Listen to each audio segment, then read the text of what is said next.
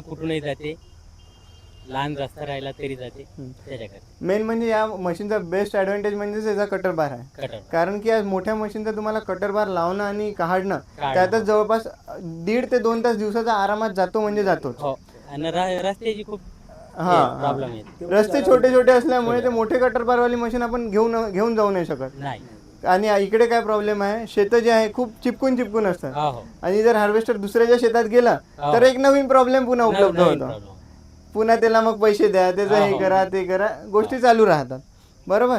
त्यानंतर तुम्हाला आमची श्री दत्त ट्रॅक्टरची सर्व्हिस कशी वाटली? आमच्याकडून तुम्हाला मशीन येतपर्यंत काही प्रॉब्लेम वाटला का? नाही काही प्रॉब्लेम. काही प्रॉब्लेम. किती दिवसात आम्ही तुम्हाला मशीन डिलिव्हरी दिली? 6 ते 7 दिवसामध्ये डिलिव्हरी. तर बघा, ही आहे आमची सर्व्हिस. जसं त्यांनी कन्फर्म केलं की दादा मला मशीन पाहिजे आहे, त्याच प्रकारे आम्ही सुद्धा कामाला लागलो. आमचं सगळ्या कस्टमरला हेच म्हणणं आहे की या एकदा आम्हाला भेट द्या, मशीन बुक करा. मशीन बुक केल्यानंतरच आम्ही तुम्हाला डिलिव्हरी देऊ शकू. आता ऑफ सीझन होता म्हणून इतक्या लवकर आम्ही यांना डिलिव्हरी देऊ शकलो, खरं सांगू तर. पण सीझन चालू राहिल्यावर इतक्या लवकर डिलिव्हरी देणं पॉसिबलच नाही आहे. कारण की ऑल ओव्हर इंडिया ही मशीन चालली आणि प्रोडक्शन फक्त 2 किंवा 3 मशीन रेग्युलरली असतं कंपनीचं. तर ऑल ओव्हर इंडियाची डिमांड त्यांनी पुरवूच नाही शकत. त्यामुळे फक्त तुम्ही बुकिंग करा आणि सीझनच्या पहिले तुम्ही मशीन घरी घेऊन जा. कारण की मशीन सीझनच्या पहिले घरी गेली तुमच्या तर तुम्ही ड्रायव्हर पण मागवू शकता, तुम्ही मशीनचा पण थोडाफार अभ्यास करू शकता, गोष्टी तुम्ही बघून पण शिकू शकता. असं नाही आहे की प्रोडक्ट घरी राहिलं ना, आपल्याला एक क्युरियोसिटी राहत असते की याच्यात काय आहे बा, कसं काम करते, आपण थोडं बघतो किती नाही म्हटलं ते. तर जसंच आता जर समोरचं सांगतो म्हटलं तर जे आपले हे कस्टमर्स आहेत, यांचे कस्टमर्स नाही पण यांनी आमचे फक्त व्हिडिओ पाहून आम्हाला कॉल केला आणि संपर्क केला की जरा मशीन घ्यायची आहे बा. आज यांच्यासोबत मी दुसरी किंवा तिसऱ्यांदा भेट आहे. पहिले यांनी आपल्या शोरूममध्ये आले, आपल्याला भेट दिली. त्यानंतर आता आज मशीन आली, तर यांचं गाव जवळच होतं. तर मी म्हटलं साहेब या मशीन बघा, काय वाटते कसं वाटते सांगा. तर सांगा साहेब थोडं मशीनबद्दल. हे मशीन जी आहे ती छोट्या रस्त्यासाठी खूप चांगली आहे. ती म्हणजे जे लहान रस्त्यापाशी जाऊ शकत नाही, लहान पीस जवळ, त्याच्यासाठी खूप चांगली जाऊ शकते मशीन. आणि आता भुसाची क्वालिटी बघायची आहे. हां, भुसाची क्वालिटी पण सुंदर आहे. आपले जे इंगोले साहेब आहेत त्यांच्या शेतात स्वतः पहिले काम केलं आहे यांनी, त्यानंतरच मशीन आणली आहे. आपण पहिलं पूर्ण पाहिले गेलो मशीन, पूर्ण पाहिली, भुसा पाहिला, मशीनचा क्वालिटी पाहिली, माल कसा ओला दाना काढते. हो, ओला दाना सब. त्याच्यानंतर आपण खैरीवाले येईल बोलावलं आपले. साहेब तुम्ही मशीन, आम्ही तुम्हाला लिहायच्या पहिले माझ्या मशीनवर विश्वास होणं खूप गरजेचं आहे. ही मशीनची मी 2019मध्ये 2 मशीन आणल्या होत्या. 2 मशीन आणल्या, मी स्वतः चालवल्या. त्याच्यानंतर मी याचं काम घेतलं आणि आज मशीन विकत आहो मी. असंच मी पण सुद्धा काही करू शकत नाही, तुम्हाला फसवू शकत नाही. मेन म्हणजे बाकी जे काही सर्व्हिसचा पार्ट आहे, स्पेअरचा पार्ट आहे, त्यामध्ये 1-2 दिवस कमी जास्ती होईल, पण माझ्याकडून तुम्हाला सपोर्ट पूर्ण राहील ही माझी 100% खात्री आहे. तसेच हे आपले सातपुते साहेब आहे, यांनी झोल्याचे आहे. यांनी पण फक्त आपला व्हिडिओ बघितला आणि आलेले आहे. सांगा साहेब तुम्ही पण मशीन कशी वाटली तुम्हाला? मशीनबद्दल आम्हाला काही त्रास नाही आहे, व्यवस्थित आहे. मशीनची क्वालिटी व्यवस्थित आम्हाला आवडली. त्रास करताना आम्ही इथपर्यंत आलो आहे. हां, आणि आमचा विचार चालू आहे त्या करताना भाऊनी फोन केला होता विजिटला यावा म्हणून, त्यासाठी आम्ही आलो होतो. त्याच निमित्ताने आम्हाला बिल्ड क्वालिटी आणि सर्व माहिती म्हणजे मिळाली आहे. मशीन अक्षरशः बघितल्यानंतर एक तुम्हाला पण अंदाजा येऊनच जातो की मशीन आहे काय बा. आपण जसं एक ट्रॅक्टर घ्यायला जातो, पण ट्रॅक्टर बघितल्याबरोबर आपल्याला एक्सपिरियन्स आहे तर समजून जाते की नाही बा याच्यात कमी जास्ती आहे किंवा नाही बा हा सुपर आहे. बरोबर. त्याच प्रकारची ही मशीन आहे. आम्ही कस्टमरलाच सांगतो की या भेटा, दाखवतो, आम्ही सगळ्या गोष्टी करतो. आज यांच्याकडला मूग झालेला नाही म्हणते, नाही तर आपण मुगावर पण तुम्हाला डेमो दाखवलाच असता. हां, कस्टमरचं असं म्हणणं आहे की इकडला जो मूग आहे तो व्हायचा आहे, पूर्ण हिरवा आहे, बघितलं बिना कुणाला विश्वास बसतही नाही. आज मी इतक्यांदा भेटलो, तुमचा माझ्यावर विश्वास बसला, माझा तुमच्यावर विश्वास बसला, तेव्हाच आपण समोर पण डील करू शकतो, सगळ्या गोष्टी करू शकतो. बरोबर. धन्यवाद आल्याबद्दल. तुझा भुसा या टँकमध्ये 2 जागेवरून येतो. 100% हां, 100% मध्ये एक हा राहते ना, एक तो डस्ट ब्लोअर राहते. हां, याच्यात काय राहते की जे आपलं तुरीच्या वेळेस आणि चण्याच्या वेळेस हे जे आहे हे काढून ठेवायचं. हे फक्त धानाच्या वेळेस कामाचं आहे. हां, कंपनी लावून देते, हे आपण काढून घेतो. याच्यानं काय होते, धानाचा नाही हा पॅक राहते. हा कधी 100% भुसा जेव्हा आपण घेतो तेव्हा मग याच्यातलं पूर्ण त्याच्यातून निघतं, असं आहे. ठीक आहे. कशासाठी येते हे तुमच्या गव्हासाठी, फक्त गावासाठी, बाकी सर्व झाले फुलं काढून ठेवा. नाही तर याचं कसं राहते, हा जर पॅक राहिला माल बाहेर येत नाही. तुमचा याच्यावरही कामाचं आहे बरं, चण्यावरही कामाचं आहे, पण तुमच्या एरियातला चणा मी पाहिला पूर्ण ड्राय होतपर्यंत ठेवत नाही. हां, तर ते जर ड्राय नाही झाला, हे अजून हे लागून राहिलं, तुमचा थ्रेशर जाम होतं. तुम्ही मला माझ्यावर ओरडाल का काहून असं होते बा म्हणून.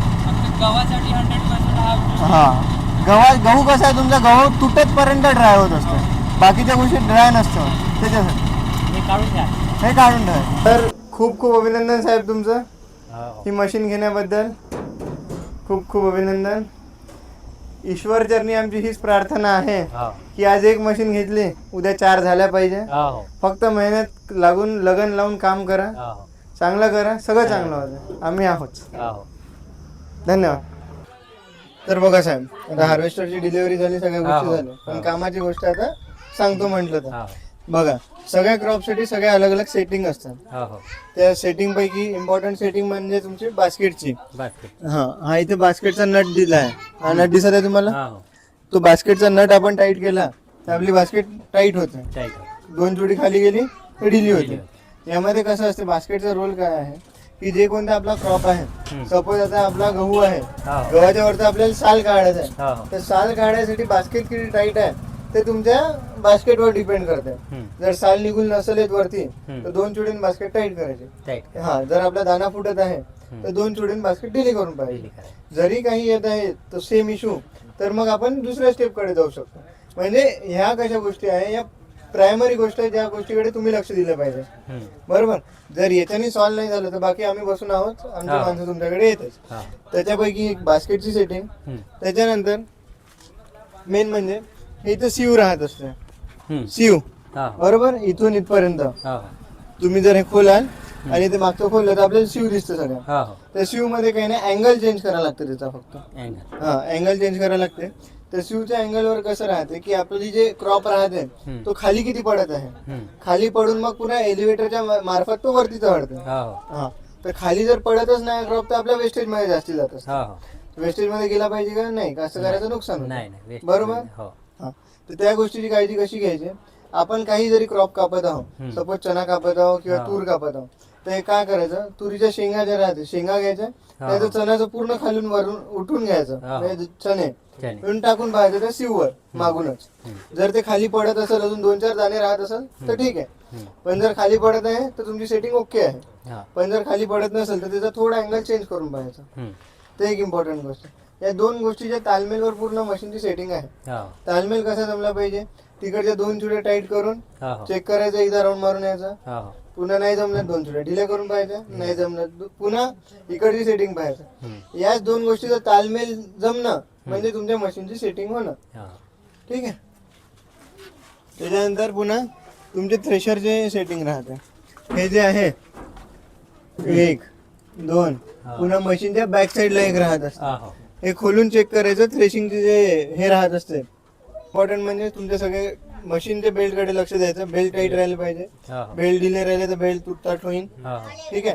त्यानंतर तुमच्या चेन कडे टाईट लक्ष द्यायचं. सगळीकडे हे ऍडल दिले आहे, याला ऍडल म्हणतात. या ऍडल टाईट ढिले करत राहायचे. जर तुमची चेन टाईट किंवा ढिली असेल तर वेळ पडली तर एक चेनचा हा स्प्रॉकेट आहे काढून घ्यायचा. जर ढिली झाली असेल तर ते होतेच, कमी जास्ती ते चालू राहते. त्यानंतर मशीनला कंटिन्यू ग्रीसिंग करत राहायचं. ग्रीसिंगला जागेवर ग्रीसिंग पॉईंट दिलाय. जसं आता हा बेरिंग आहे, इथं ग्रीसिंग पॉईंट दिलाय, इथं ग्रीसिंग पॉईंट दिलाय. जेवढी मशीन तुम्ही मेंटेन कराल, पहा साधं गणित आहे. पहिल्याच्या जमान्यात लोक गाई म्हशी ढोर जपत होते का नव्हते जपत होते. हा तुमची गाई आहे, गाई म्हशी ढोर काही म्हणा तुम्ही, पण ते जशी त्याची काळजी घेत होतो तशी याची काळजी घेतली तर हा टिकते, नाही तर मग टिकत नाही. बरोबर. सगळ्या गोष्टी तुमच्यावर डिपेंडेंट आहे. ओके. तर या गोष्टीची काळजी घ्या. बाकी रेडिएटर साफ करणं गरजेचं आहे, त्याचं प्रायमरी गोष्ट आहे, त्याच्यावर लक्ष द्या. आणि तुमचा जो चण्याचा भुसा राहते चण्याच्यावर स्पेशल लक्ष द्यायचं. पूर्ण पाण्याने साफ करायचं, हवेनी चण्याचा भुसा जात नाही. ठीक आहे.